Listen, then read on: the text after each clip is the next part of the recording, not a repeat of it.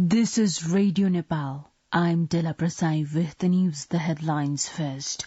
Election silence period begins from midnight yesterday.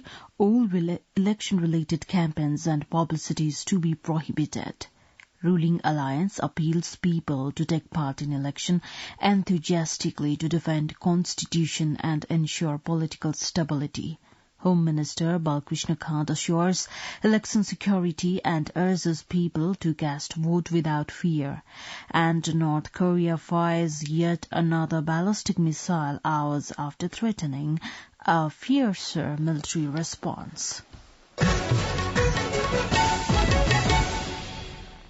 Now the news in detail. The silence period of the November 20 elections to the House of Representatives and Provincial Assembly has begun from midnight yesterday. According to the Election Code of Conduct, the silence period comes into effect from 48 hours before the voting day until the polls are closed. Organising a press conference yesterday, the Election Commission said the political party office bearers, candidates, and the sister organizations of the parties or related individuals have to abide by the Code of Conduct during the silence period. On the occasion, Chief Election Commissioner Dinesh Kumar Thapalia said election campaigning as well as any type of discussion, interaction, assemblies and other gatherings are not allowed during this period. Likewise, the Code of Conduct states that election publicity materials of the political parties or candidates kept 300 meters around the polling station should be removed 48 hours before the voting day. Chief Election Commissioner Thapalia further said the Commission had aimed at making the final election result of the first past the post category within the 3 days of the voting day. Chief Election Commissioner Thapalia further said the Commission has targeted to unveil the final result of the proportional category after 5 days from the date of bringing out the final result of the first past the post system. The Left Democratic Alliance has urged all to take part in the voting in November 20 elections nationwide for defending the Constitution, ensuring stability and development in the country. Issuing a joint statement on behalf of the alliance yesterday, the leaders of the four major parties have called on the voters to take the general election as a national festival and participate in voting. The four leaders said that the alliance was together at one place to conduct the elections in a free, fair and credible manner. Prime Minister Sherbahadur Deoba says it is the responsibility of all to make the election a success.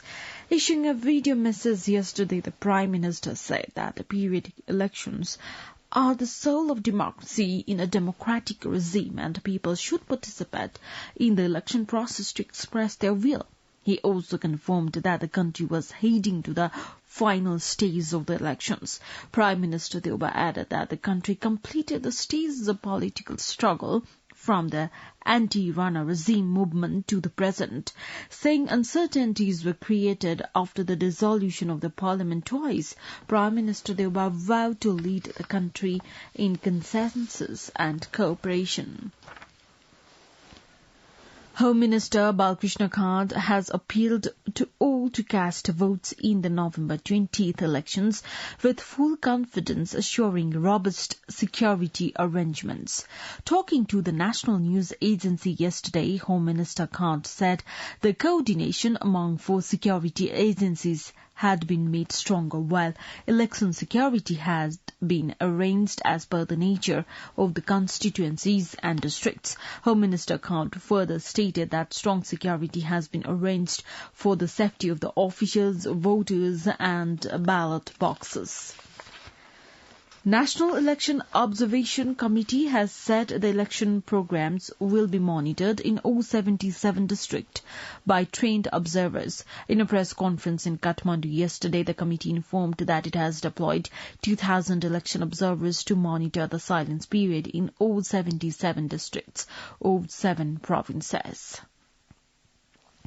State Minister for Foreign Affairs of Japan, Shinsuke Takai, is coming to Nepal to observe the November 20 elections.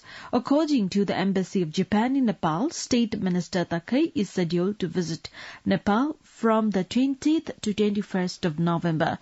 State Minister Takai will be the highest dignitary to represent Japan to observe the election in Nepal. During his stay in Nepal, State Minister Takai is also scheduled to pay courtesy calls on the high dignitaries of Nepal. Newly appointed ambassador of Nepal to Brazil, Nirmal Raj Kafle, presented the letters of credence to Vice President of Brazil, Me Antonio Hamilton Martins, at a ceremony organized at the President's office on Wednesday. In a brief discussion that followed the presentation of credentials, Vice President Martins welcomed Kafle as the ambassador of Nepal and affirmed full support of the government of Brazil in further consolidating the bilateral relations. The Embassy of Nepal in Brazil stated in a press release that Ambassador Kafle emphasized the need of exploring sectors of common interests. You are listening to Radio Nepal 8 AM English News Bulletin. We continue with the international updates now. North Korea has fired a ballistic missile towards its eastern waters hours after threatening a fiercer military response to efforts by the United States to boost its security presence in the region. South Korea's Joint Chiefs of Staff said the short-range ballistic missile was fired from North Korea's Wonsan area on Thursday. The Joint Chief of Staff said the missile flew around 240 kilometers and reached an altitude of 47 kilometers. The Joint Command says the South Korean military will continue to maintain a firm readiness posture. More strikes have been reported across Ukraine days after one of Russia's most intense bombardments of the war. BBC report cites officials saying that a gas production facility and a missile factory in Dnipro were among the latest targets and that at least 4 people died in one area. In recent weeks, Russia has looked to target key Ukrainian energy infrastructure following a series of battlefield setbacks. Moscow has not yet commented on Thursday's alleged attacks. A deal to allow vital grain exports to continue from Ukraine's southern Black Sea ports has been extended for another 4 months. UN Secretary General Antonio Guterres said on Thursday that the deal would continue for 120 days with Kyiv and Moscow's approval. It was due to expire on Saturday. Turkey's President Recep Tayyip Erdogan welcomed Russia and Ukraine's consensus on continuing the deal. Now the general weather forecast for the country for today. Forecasting Division says the weather is likely to be partly cloudy in the hilly areas of Province 1, Bagmati Province and Gandaki Province, and mainly fair in the rest of the country. There is also the possibility of light snowfall at 1 or 2 places in the eastern and western high mountainous regions. Kathmandu's weather report now. Maximum temperature of 20.6 degrees Celsius and minimum temperature of 10 degrees Celsius. With this news, we have come to the end of this bulletin. But before we wrap up the headlines once again.